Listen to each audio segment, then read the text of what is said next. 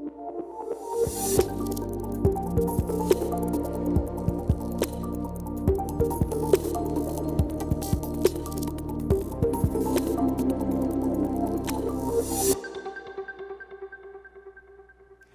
is 10 Questions. I'm Andy Johnson. We are an umbrella civil society organization. We distribute foodstuff, clothing, shoes, hygiene, household, medical, school and disaster relief, other non-profit organizations working to assist individuals and families and communities across Trinidad and Tobago. That, you can say, is part of the statement of identification from the organization known as FEEL, the Foundation for the Enhancement and the Enrichment of Life in Trinidad and Tobago. Wendell Constantine is the CEO of that organization. We're talking with him this week on this edition of the program. Good to see you. Thank you very much, Andy, and pleasure to be with all the viewers here on WESN. This is quite an opportunity, and I like what they've done with the place. Yeah, man. And looking up some stuff about the organization, I saw that it says that there are 1,050 volunteers and contributors. Yes. And I see a figure, 1,300,000 rating the products that you've distributed. That is different kinds of products. That's okay. So we're now in our 31st year, originally started by Clive Panton, the brother of the Archbishop, who was my principal at Fatima College. And in those days when he first started, it was really just about persons who called saying, there's a family in need. Could you get some assistance? And they would call a corporate friend or relative, etc. A hamper would be put together and one family would be fed. That went to 5. Soon it was 20. And fast forward to eventually needing a warehouse to bring items into the country. Staple food items, cans of peas and beans and rice and cornmeal and flour, all the items that may necessarily be needed for families in need. What eventually that did was need to put a structure in place, and so registering a non-profit became the next step. It eventually then led to a board of directors, and you'd talk of captains of industry in those days. You would have had persons from Citibank, Republic Bank, David Doolal Whiteway, who was then at Republic Bank, eventually became one of the board members, and he subsequently became the chairman and did so for quite a long period of time. And exactly what it was about getting foodstuff at a nominal cost or no cost, donated, and then being able to parcel out in some way, form, or fashion. Eventually, as there has been a need for more reputation rigor, especially around the registration of NPOs and fiduciary responsibilities and making sure that you meet all the obligations of being a registered entity, we became an umbrella charity. And by that, it means that we are held to some level of a higher rigor and scrutiny by those in authority, because we vouch for other NPOs that when they receive goods in kind, they actually do give it to the persons most in need in their community. What they commit to doing with it. That's right. You say, well, the organization I'm talking about, we have the power to impact our future, and we are doing something about it. Yes. So let's look at it from many different angles. I learned through a conversation with the community policing unit of the TTPS that in the period of the early stages of the pandemic, when we had the majority of the country to stay at home, access to let's call it a box of food became a problem in certain communities. There were some level of soup kitchens that were started with the help of FEEL, assisting churches and ministries, as in religious ministries, to at least have the staple items to make meals in their churchyard, in their hall, or in their community center. What the community police was telling us is that in areas where there was just rampant petty theft, the minute that the soup kitchens were able to get up and running, they saw a reduction in the number of reports of petty theft taking place. We've gone to the point of understanding that that's due to hunger, not so much wanting to prey on the elderly or a home that looks affluent in some way, form, or fashion. And so we've been constantly, whilst we can't be the soup kitchen organizer, that's not our remit. Our remit is to get bulk items from anywhere in the world and get them into Trinidad and Tobago and then transition them to non-profits so that they could help persons in their community. So let's talk a little bit about getting the stuff from anywhere in the world. Okay, so when we started, it would have been a case of who did you know? Were there suppliers that were bringing items for corporate Trinidad and Tobago that we could get the lanyard of? At some point in time, I think it even reached to where there were tins that were due to expire, maybe in a month or two, if we could have those. But that became unsustainable. There is actually an organization in the United States called Food for the Poor. Food for the Poor, yes. They are known across the region. Yeah. Work has been done in Haiti. That's right, Haiti for several years, Jamaica, in the aftermath of any hurricane in Puerto Rico, the Virgin Islands, the Bahamas. And we were introduced by a Trinidadian who happened to migrate to Florida to Food for the Poor. Charmaine is her name. She's still with the organization up to today. And so we forged a legal and binding agreement with Food for the Poor to be able to receive goods in kind. And they come in two formats. Food for the Poor has enough funding to be able to purchase bulk items for the region. So they buy the bulk. And then they ship to across the Caribbean and Latin America, and we are one of their recipients here in Trinidad and Tobago.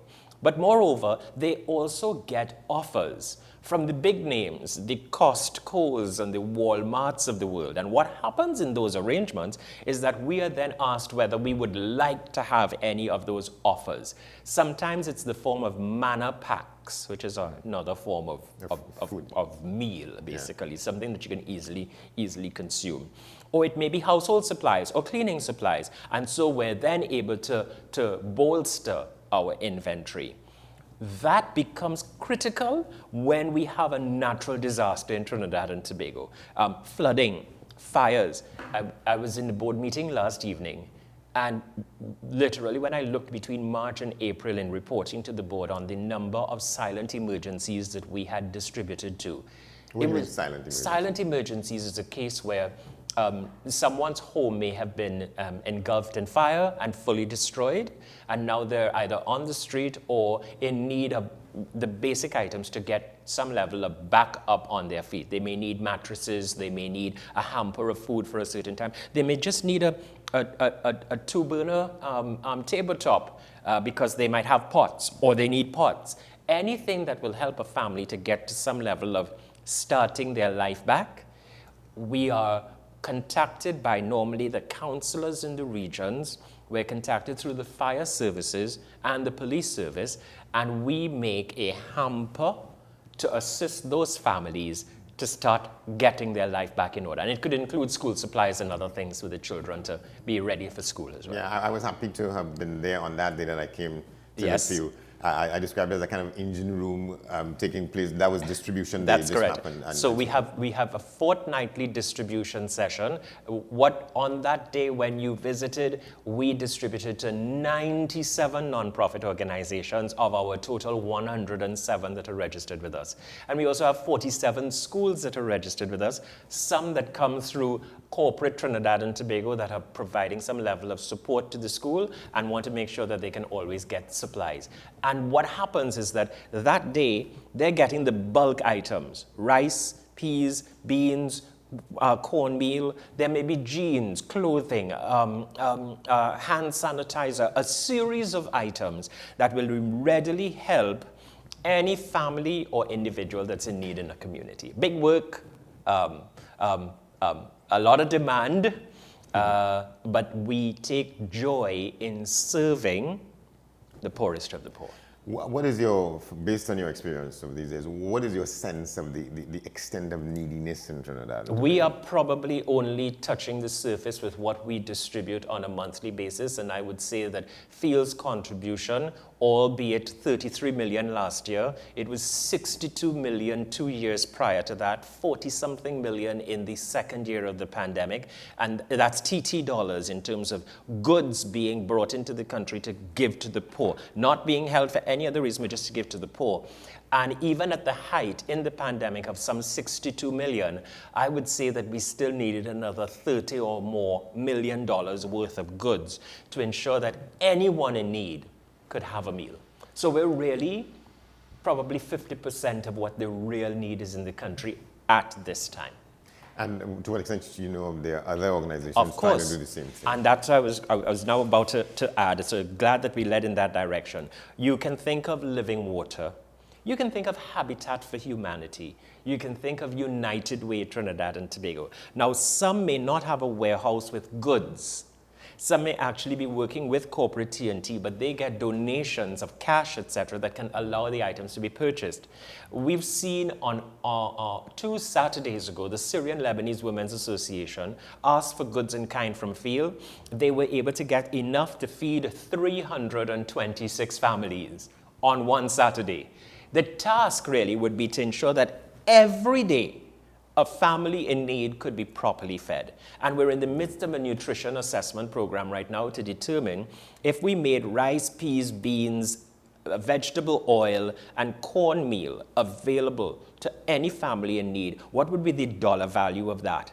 Because we perhaps now need to say to the society, it costs only X dollars to feed a family of 4. Sometimes we don't have the data in front of us that would allow us to pick up and give. But whilst I say that at the same time, that's a task that we will undertake. We will do the assessment. Let's appreciate also that we do receive donations, as in deeds of covenant and cash contributions to our Republic Bank account from the corporate sector. Not just the boss at the head of the organization doing some good CSR, but the employees as well, because they know that in the event that some member of their community landed up in this silent emergency situation, they now don't have to worry about the money. They could just call field and we will assist to get the items immediately to them. I think it's about prompt response. I think it's about rapid response. I think it's about easing the mental calamity that goes through when you think of, I've lost everything or I don't have. We've got to be able to help people to stay on the safe side of the mental road as well. Yeah, and one of your appeals is that every donation counts. Yes, and that means if a school wants to raise funds and they come up with only $5, and I'm saying that a kindergarten school wants to have a fundraiser and they raise $5, but the purpose of it is to help someone in need, the $5 will not be spent on administration, on operations, on light bill and phone bill. It will be spent on getting goods from anywhere that's necessary that are quality items and sustainable items to the family or individual that is in need. It's how we lived long ago. We used to help everyone. There was no one who said that they had a need that we wouldn't be able to give some assistance to. And I think that's important for us to nurture and rekindle. Is there any sense that you make of maybe there are parts of the country that probably are more needy than other parts? Yes. So we immediately hear that South Central Trinidad, deep South Trinidad, and some of the rural extremities on the East Coast are the ones that we have to be ever mindful of all of the time. And it could be agricultural tools, right, Andy? So if we know for sure that a community wants to get into their a gardening environment because there's land available, but they might get the seedlings, but they don't have the tools and they can't afford the tools, those are sort of the areas that we will create a program for, make the request from abroad, bring the items in, and then they will undertake the management of their program in their community. What Field does not want to become is a micromanager of the idea, dream, thought, ambition of a citizen of Trinidad and Tobago. We should not find ourselves jumping in to fix it for someone, but we should be empowering and enabling the person or community to have the items that they need in order to look after themselves. And we try to do that most of the time. And from what I make of what I saw and what the conversation we had that day, so there are sort of people as intermediaries between yourselves and the end person who gets and those are non-profit organizations. And I want to be fair, right? My knowledge is that there are over 200 of these registered non-profits in the database of the company's registry.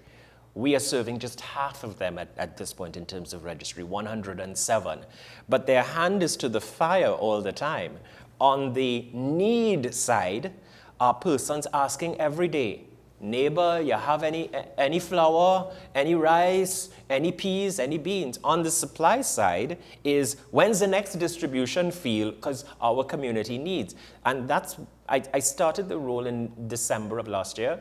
And my immediate response was that although we were only having distributions perhaps once or maximum twice in some months of the year, I have made it my responsibility that every fortnight we have to have a distribution to those NPOs because the demand has increased. And they cannot be caught in the middle without having the stock that they need. And you don't have situations in which you have a distribution to take place and you don't have what it takes to send? Definitely not. We also get assistance from the Army. And the TTDF is there. That's kind of like their give back. Yeah. Well, I wanted to come to that because on that day, there were people they were in uniform doing stuff. Yeah, and so they it's kind of the engine room, part of the engine room. That's correct. And you know, that relationship really came about moreover because of times when we had disasters in the country and the Army may have had to come to field to pick up cleaning supplies and cleaning agents and rubber boots, etc. Now we also do that with the disaster management units of the regional corporations, Penal Debe, Tunapuna Piarco. We assisted, of course, with the flooding in Caroni in November, December last year. Exactly. Yeah, and they call, and it's immediate. And please appreciate, it's nowhere at the political level. This is the operations officer in the disaster management unit who has field as one of their numbers to call the minute that flooding begins to take place in their area of responsibility. We then mobilize. Andy, it could be midnight. If the warehouse needs to open in order to assist a regional corporation to be able to have their DMU respond to their constituents and those in need, you can come to the field warehouse in order to get the supplies right away. The disaster management units of the region. So we really work with them whenever there's a disaster and in tandem with the ODPM.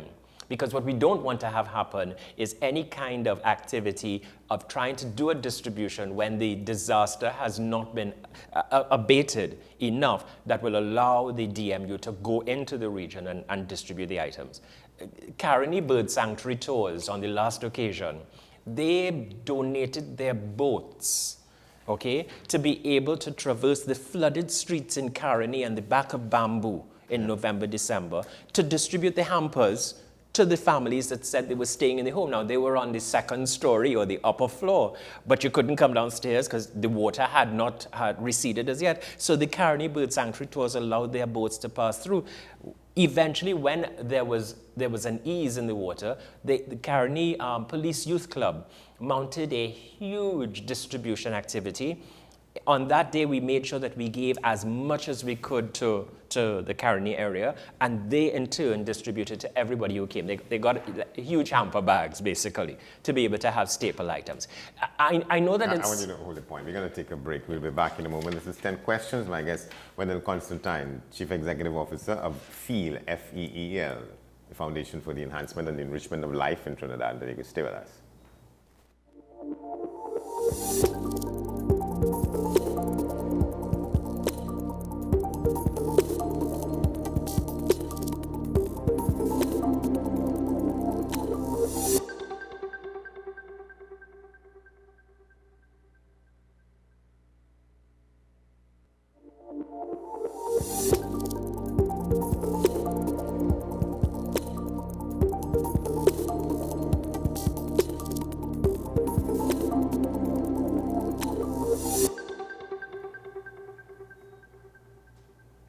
Welcome back to the program. This is 10 Questions. I'm Andy Johnson. My guest, Wendell Constantine, Chief Executive Officer of FEEL, the Foundation for the Enhancement and the Enrichment of Life in Trinidad and Tobago, meeting the need of the needy people in the country.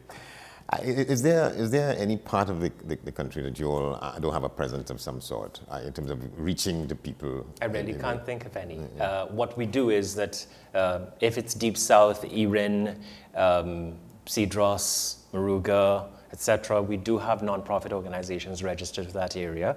If it's Tobago, there are at least 3 on the sister island, and whilst there are sometimes logistics challenges because of sailings, what we do attempt is that once the Tobago transport is properly secured, we send 2 distribution schedules over to them rather than 1, so that at least it can cater for any challenge that they have. Where I think we have to go now is that the board of feel is looking at its strategic direction for the next 30 years. The next 30. Yeah, the way that we do what we do for these first 30 years, we were climbing the steps, and somewhere I believe in the 10th or 15th year, we sort of now landed up on the top rung of our step with a good run of doing it in a particular way. But lots have changed. Lots of things have changed. Technology has changed. The poor as a grouping is with us in a different way now. And I want to be realistic with our society. Holding placards by traffic lights with children in arms is a new sight in a Trinidad and Tobago poverty scenario. What used to happen was a beggar. A beggar comes to you. We call them vagrants, but in true sense, they were a beggar. You have any money, you have a little small change. Yes, they might stop you at a car. Offering a service, I could wipe your window for you, or I could spray this or whatever, in exchange for $1 was also another way. But now that you're stopping at a traffic light and there is an entire family sitting at the side with the mother standing with a placard, it brings other questions to the fore as to what circumstances, as well as what infrastructure should be in place to mitigate against this becoming more of a trend in the country. Now, is it because of other communities, persons from abroad who are now in Trinidad and Tobago and find themselves in economic circumstances? It seems that is the case in some places, some in areas. some locales, but in others they look like people From native to Trinidad right, and Tobago. from Trinidad and Tobago. And they're jostling with the water vendor, the car accessories vendor, and the windscreen cleaner. So now the roadways are becoming an unsafe structure, okay, because of the number of pedestrians that are caught begging in the middle of the pathways. And here's why I say that. So whilst Feel is this distributor of goods in kind to communities and non-profit organizations who then go out and give it to the poorest of the poor, we have to then identify, is that the only way to arrest the poverty need in the country? I see where the Ministry of Social Development, the minister has been able to make some statements in the public as it relates to the homeless on the streets. That's another category altogether. Does that open up the possibilities for discussion with groups like yourself and others as to how to treat with this? Absolutely, because it may very well be that as we were talking, you are aware in the States that there are places called shelters. They're really very active during winter time, so that you go into an area where you can get a warm meal, perhaps a shower, and some form of warm clothing. Are we there where Trinidad and Tobago is concerned for a different constituency and grouping altogether? That persons, notwithstanding their economic, mental, and other circumstances, may still have the dignity of being able to enter a shelter for a meal, a change of clothing, refreshing themselves, and I can't speak to all of the elements of the person in need from this standpoint. If they are going back out to beg, and quote unquote, they're doing an honest begging, forgive the analogy, that at least they are able to put the money in their pocket, but still not find themselves either being abused or being disrespected further, where dignity of a human being is concerned, because of a number of other structures that should be in place to take care of the human being in a country. And in this case, a human being in our home, our citizens of Trinidad and Tobago. And there's some people who believe their way of thinking, their mode of thinking would say that these are things, these signs are things, are revelations about an absence of effectiveness by people in government to address things like that. Yeah. And so Andy, I'm going to say this is unfortunately where our society has been hypnotized to, that we believe that it is the government's responsibility to arrest any ill in the country and fix all ills in the country. And simply because somebody voted someone in and voted someone out, we're supposed to fold our arms, rock back, and watch them do it. And if they do it well, say, well, it's because of somebody else's initiative. And if they do it badly, say, well, we always knew you couldn't do it. We found ourselves being the most cynical, critical country of people. We're always there to find something wrong. During my party time days on another channel, when children gathered at the upper level club, they came there for 6 hours every Sunday. You had to do your homework, you had to clean your house, you had to clean your room, and then you could get to go. But they were in a safe space for 6 hours, no alcohol. However, one of the criteria of being in the upper level club for these youngsters is that you were not allowed to boo anybody who came on stage to perform. Out of respect, out of admiration, out of even striving to be as good as they were. And if you dared to, well, you come up on stage and do better than them. I'm giving that as an example to say we can do a lot for our neighbors in Trinidad and Tobago. We do not have to walk past people and not say good morning, good afternoon, good evening.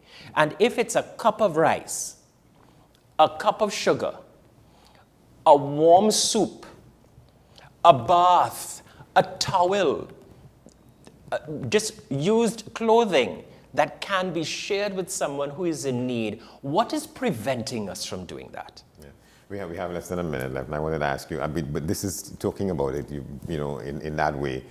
What do you know about, coming to know about this country that you didn't know before you took this job? But what you just said there, and opens up to that. Go back to party time, what was meant by that. So it seems as though you've been in a kind of continuum. I have been. In addressing some of our social needs and I have been. I walked in as a child with no musical or other form of formal training to the television studio when I was 10 and a half years old. 10 and a half. At that first performance, I came first. I entered Fatima College and represented Fatima College at music festivals simply because I could sing. All the people I have met from those early days, I have the fortune and good privilege to honor their contribution and efforts back then to me by being able to serve either nobly on their behalf or to do what they were doing some 30, 40, 50 years further. It prepared you for this current assignment. Been. Thank you very much, my friend. Wendell Constantine, CEO of the organization FEEL. This has been 10 Questions. I'm Andy Johnson. Thanks for watching. We'll see you next time.